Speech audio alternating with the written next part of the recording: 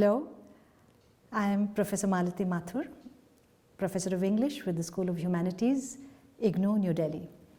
It gives me great pleasure to welcome you to this new program that we have put on offer, which is our MA English online.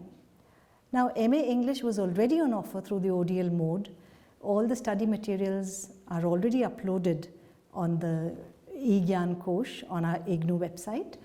But now what we are doing is, since we are taking it online, we will be including video lectures and live counseling as well.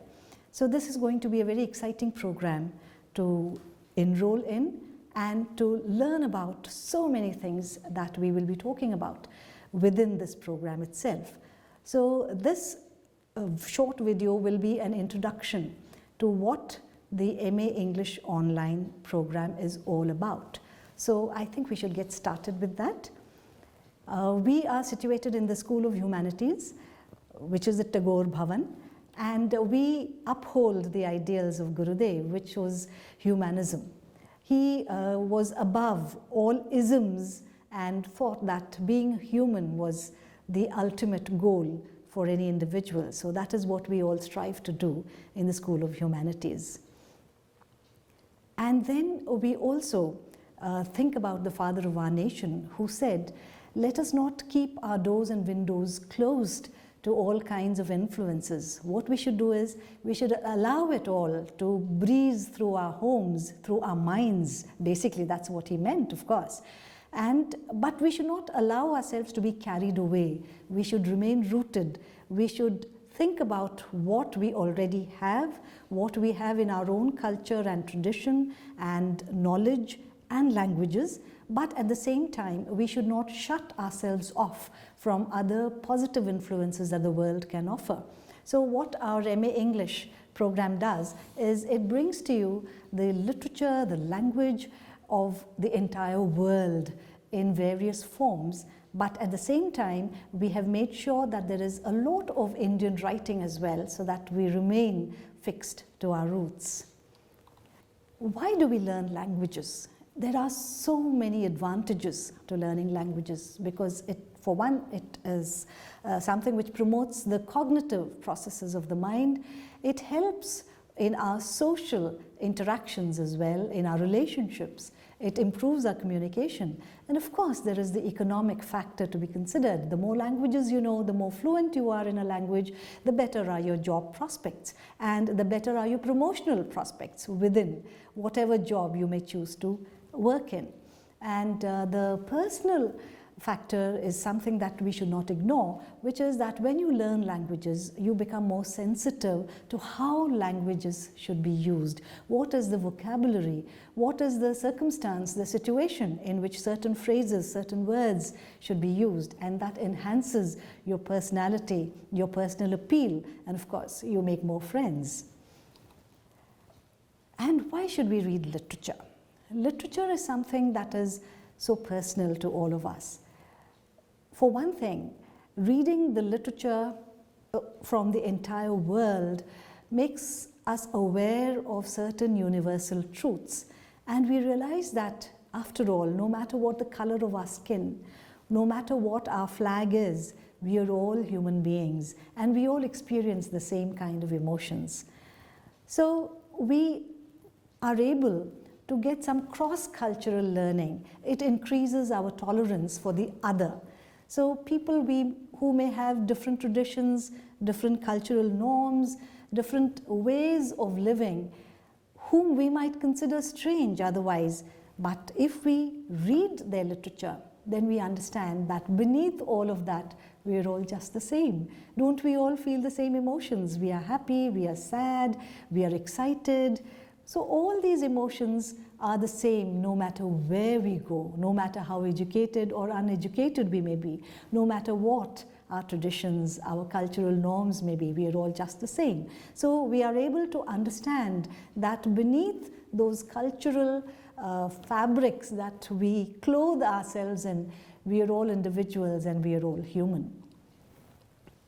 And then we are also able to access documents and archives which talk about cultural traditions, and we are able to see how they have evolved over time. Nothing remains static. It is always dynamic. It is always ever changing, ever moving, and that is the richness of human life. Because if you are static, it means you're dead, doesn't it? So to keep changing, to keep evolving. And how do we know how this evolution has taken place? How do we know what has changed in our cultural norms over the years? It is only by accessing literature. We are also able to access facts about history. Now, you might find that a little surprising, but then literature written in a particular period cannot escape its history, cannot escape what is happening around it at that particular time. So when you read something which is written in a certain period of time, you will always find reflections of the historical incidents, which now we consider history, but for them was contemporary. But there will always be reflections in those stories, in that poetry, or in that novel. And we also are aware of intellectual, political, artistic movements, not only because it is reflected in that fiction or poetry, but also because as students of literature, we also need to know about all this so that we can understand that particular piece of writing in a better way. So in the MA English program, we have included writing in English, of course, from all over the world, but at the same time, we have also included writing in various languages which are offered in English translation, and that includes Indian writing as well, in all the bhashas that we have in India, which we are so rich in, that treasure of bhashas that we have in India, and the treasure of regional language literature that we have, and a lot of it which has been translated into English, we have offered that in our courses as well. We also reflect the literary movements through the ages. So there are a number of writers who are representative of these literary movements, and there are so many of them, like the Romantics, like the metaphysical poets, or symbolism, modernism. So there are so many trends, so many movements that happened in the literary world which are reflected in the writing that we have selected for you. Then we have the stalwarts, we have all the wonderful, the great writers through the ages, right from olden times to the contemporary world, from all over the world. So we have writers who have written in English, we have writers who have written in other languages and have been translated into English. We have Indian writers writing in English, Indian writers writing in various languages and translated into English. And we also have this wonderful range of literatures and genres.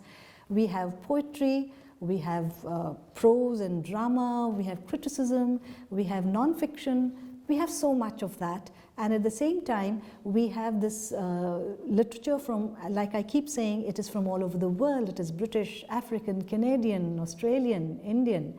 So much of the literature that is represented within this program. And of course, from very early writing to very contemporary writing as well.